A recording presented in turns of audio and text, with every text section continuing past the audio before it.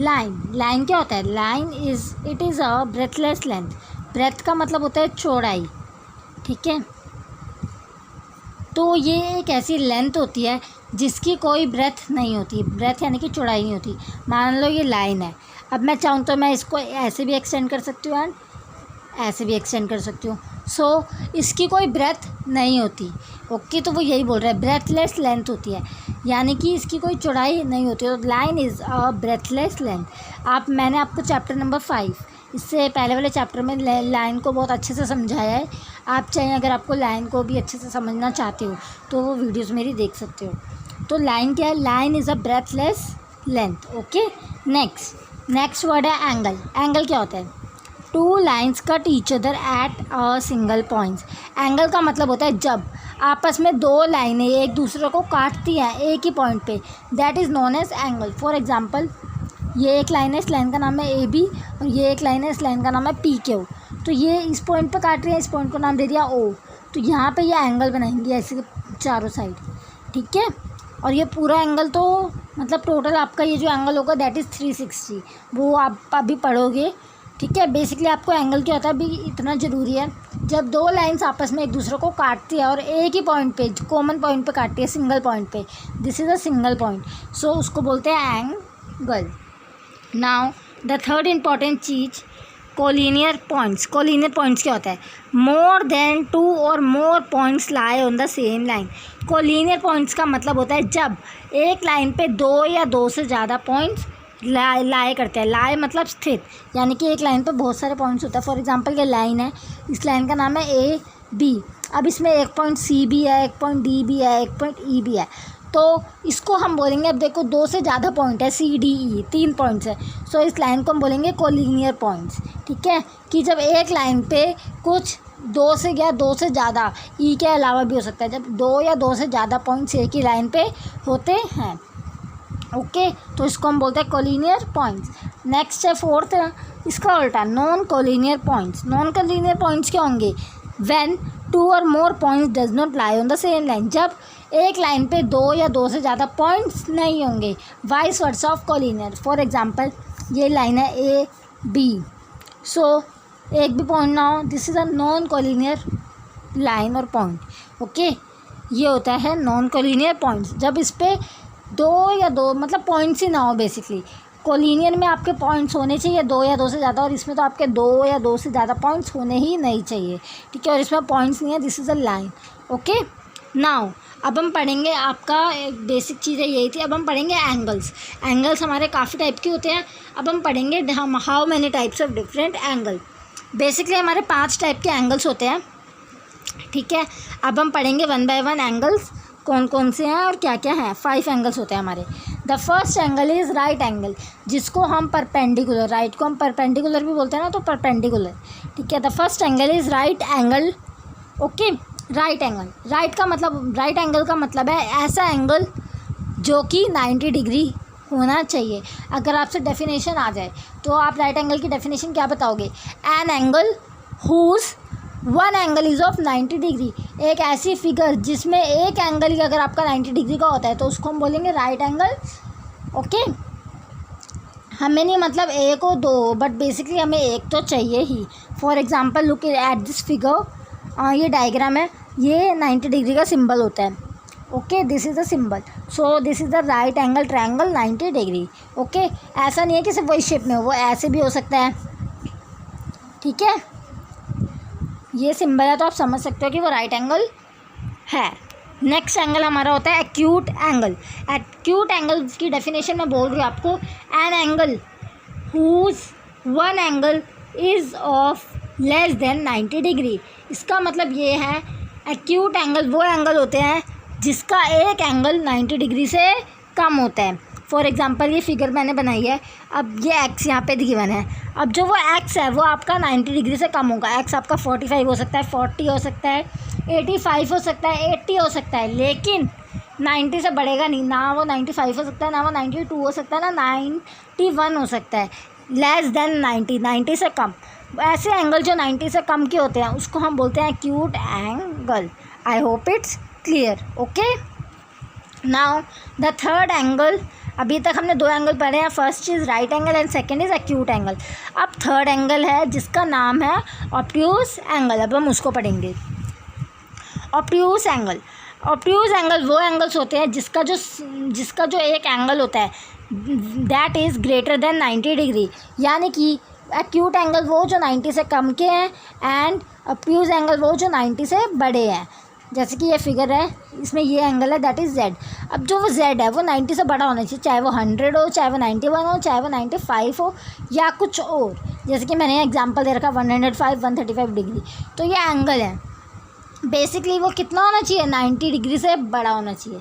90 होगा तो right angle, 90 से छोटा होगा तो एक्यूट एंगल, 90 से बड़ा होगा तो ऑब्ट्यूज एंगल। ओके, आपको पता होगा 20 मार्क्स के 1 मार्क्स के क्वेश्चन आने हैं, तो उसमें ऐसी फिगर बना के आपको एंगल दे दिया जाएगा। जैसे कि एंगल दे दिया 130, तो आपको बताना होगा ये कौन सा एंगल है, राइट एंगल है, ऑब्ट्यूज है, एक्यूट है, तो आपको ये पता होना चाहिए। अब 130 क्या है, 90 से बड़ा है, तो किस कैटेगरी में आएगा, ऑब्ट्यूज की।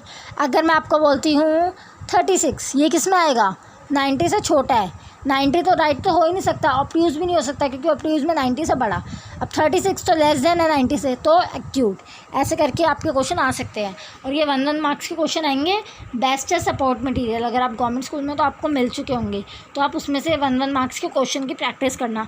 और प्रीवियस ईयर के पेपर अगर आपके पास नहीं है तो मैं वीडियोस अपलोड कर चुकी हूँ प्रीवियस पेपर की, आप चाहें तो वो भी कर सकते हैं। नाउ द फोर्थ एंगल होता है स्ट्रेट एंगल। स्ट्रेट एंगल आप देख सकते हो, स्ट्रेट एंगल का मतलब होता है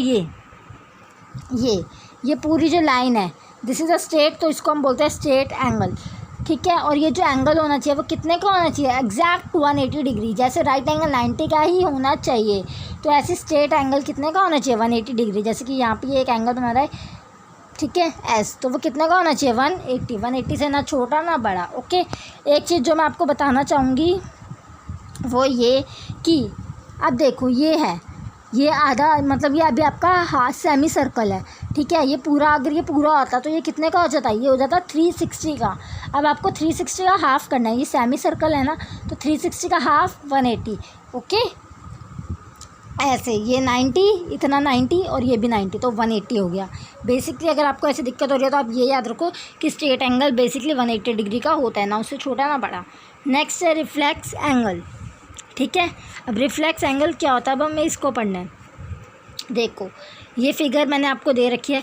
रिफ्लेक्स एंगल वो एंगल होता है जो कि बड़ा होना चाहिए, ग्रेटर देन होना चाहिए स्ट्रेट एंगल से, यानी कि 180 डिग्री से, लेकिन लेस देन होना चाहिए 360 से, ठीक है। मैं डायग्राम से आपको समझाती हूँ। ये देखो ये एंगल है, 180 से तो बड़ा होना चाहिए, 90, ठीक है, 180 हो गया, 180 से और भी थोड़ा सा बढ़ा रखा, तो यानी कि 180 से तो बड़ा, लेकिन इन्होंने इसको नहीं कर रखा। इसको क्यों नहीं करा, ये है भी नहीं, इसको इसीलिए नहीं किया। अगर ये कर देंगे तो ये पूरा 360 का बन जाएगा, और 360 का हमारा कोई एंगल होता ही नहीं है। ओके, तो इसीलिए ये फिगर ऐसी है। इसको जैसे किसने नाम दिया टी, तो आपका टी बेसिकली क्या हो सकता है, 295, 200 कोई भी वैल्यू हो सकती है, बट वो 180 से बड़ी होनी चाहिए और 360 से कम होनी चाहिए। I hope it's clear. Now आगे बढ़ते हैं। आई थिंक आपको एंगल समझ में आ चुके हैं। नाउ अब इसके बाद नेक्स्ट चीज़ है हमारी linear pair of angles. Linear pair of angles को हम एडजेसेंट एंगल्स भी बोलते हैं, 2 नाम है। अब लीनियर पेयर होता है क्या, जैसे कि ये डायग्राम है, मैं आपको डायग्राम से समझाती हूँ, ज़रा डायग्राम को देखियो। ये डायग्राम है। सो लीनियर पेयर ये होता है कि एक लाइन पर आपके मतलब वो लेफ्ट हैंड साइड भी एंगल बनाता है और राइट हैंड साइड पे भी एंगल बनाता है। अब ये देखो ये एक लाइन है, इस लाइन पे आपके लेफ्ट हैंड साइड में भी एक एंगल बन रहा है और राइट हैंड साइड में भी एक एंगल बन रहा है। और ये लाइन है, मतलब 2 लाइन्स है इसमें, एक तो AC और एक BD। तो AC पे भी वो दोनों एंगल बन रहे हैं और BD पे भी, यानी कि जितनी लाइंस पे ऐसे दोनों मतलब 2 ही एंगल सेम बन रहे हैं। क्योंकि देखो BD जैसे कि मान लो ये 50 है और ये 60 है, तो BD पे भी मतलब 50 और 60 का एंगल बन रहा है और AC पे भी 50 और 60 का एंगल बन रहा है। तो इसको बोलते हैं लीनियर पेयर और एडजेसेंट एंगल।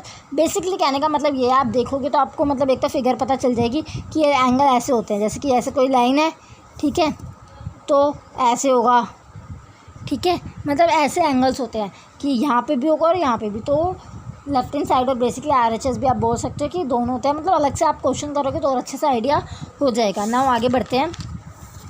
नेक्स्ट हमारे होते हैं vertically opposite angle. Vertically opposite angle मतलब अपोजिट मतलब उल्टे। तो उल्टे मतलब अब देखो समझो, जैसे कि ये फिगर है, दो लाइनें हैं A B and C D. So देखो इसने ये बता रखा है कि इनका ये क्या है, ये जो ओ है इसको बोलेंगे एंगल। तो ये दोनों जो लाइन्स है एक दूसरे को एक पॉइंट पे काट रही हैं ओ पे, that is when two lines intersect at each other at a single point is angle. तो ये एक एंगल बना रहे हैं। अब देखो यहाँ पे एक एंगल बन रहा है, मान लो ये जो एंगल है इसका अपोजिट एंगल इक्वल होगा, ठीक है। मान लो अगर ये 30 है तो ये वाला भी 30 होगा। क्यों? क्योंकि वर्टिकली अपोजिट एंगल यानी कि उल्टे जो एंगल्स होंगे आमने सामने वाले, ये इसके इक्वल और ये इसके इक्वल, इसलिए मैंने यहाँ पे सिंगल लाइन से बनाया और यहाँ पे डबल लाइन से। आई होप आप समझ गए होंगे। अगर ये 30 है तो ये भी 30 होगा, अगर ये 60 है तो ये भी 60 होगा। वर्टिकली अपोजिट एंगल का मतलब आपको अब समझ में आ गया होगा। टेंशन मत लेना अगर आपको अभी भी थोड़ी बहुत कन्फ्यूज़न या समझ में आने में दिक्कत हो रही है। होता है, सबके साथ होता है पहली बारी में। अब पहले मैथ्स तो वैसे भी एक ऐसा सब्जेक्ट है जो आसानी से समझ में आता ही नहीं है, बट टेंशन मत लो, मैं हूँ आपके साथ और डेफिनेटली अच्छे मार्क्स अचीव करोगे। नाउ नेक्स्ट है इंटरसेक्टिंग लाइंस। इंटरसेक्टिंग लाइंस कौन सी होती है? इंटरसेक्टिंग लाइंस वो लाइंस होती हैं जब दो लाइंस आपस में एक दूसरे को काट देती हैं तो उसको बोलते हैं इंटरसेक्टिंग लाइंस। अब ये दो लाइंस आपस में एक दूसरे को काट रही है, मान लो ये दो लाइंस है, ये भी तो आपस में एक दूसरे को काट रही है, थोड़ी सी टेढ़ी है बट ठीक है। कैसी भी लाइन्स हो सकती है बट वो बेसिकली दो लाइन जब आपस में एक दूसरे को काटती है।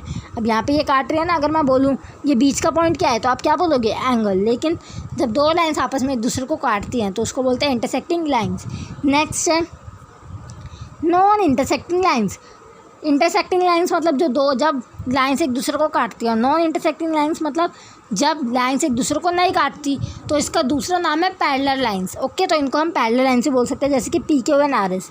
ये दोनों देखने में भी पैरेलल हैं और एक दूसरे को काट भी नहीं रही है, तो इसको बोलेंगे non intersecting lines and parallel lines भी इसका दूसरा नाम है। ओके, नाउ अब इसके जो दो इम्पॉर्टेंट टॉपिक हैं और ये न्यू भी हैं आपके लिए और इसके क्वेश्चंस भी हैं, सो आप इनको समझो।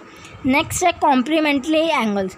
कॉम्प्लीमेंट्री एंगल्स वो एंगल्स होते हैं या तो वो 90 का हो या उनका सम 90 डिग्री का हो, उसको बोलते हैं कॉम्प्लीमेंट्री एंगल्स। ओके, तो the angles who some is of 90 degree, वो एंगल जिसका सम 90 डिग्री का उसको बोलते हैं हम कॉम्प्लीमेंट्री एंगल।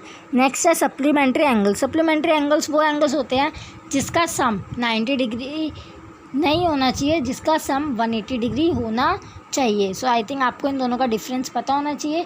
कॉम्प्लीमेंट्री एंगल्स वो एंगल जिसका जितने भी एंगल्स हैं उन सब एंगल्स को सम करने पे 90 होना चाहिए और सप्लीमेंट्री उनके एंगल्स को सम करने पे 180 आना चाहिए। ये क्वेश्चन आता है क्लासीफाई का कि कॉम्प्लीमेंट्री सप्लीमेंट्री, तो आपको ये पता होना चाहिए। इसी के साथ आज की हमारी वीडियो ख़त्म होती है, इंट्रोडक्शन हमारा ख़त्म होता है। सो नेक्स्ट वीडियो में मैं आपके लिए 6.1 के साथ आऊँगी। सो आज आप इंट्रोडक्शन को ही अच्छे से देखिए, अच्छे से इसको समझिए। जो डाउट्स है मुझे कमेंट सेक्शन में बताइए। Press the like button and इसी के साथ अगर आप मेरे चैनल पे न्यू हैं तो उसे सब्सक्राइब करें और शेयर करें दोस्तों के साथ। Thank you for watching my video. जा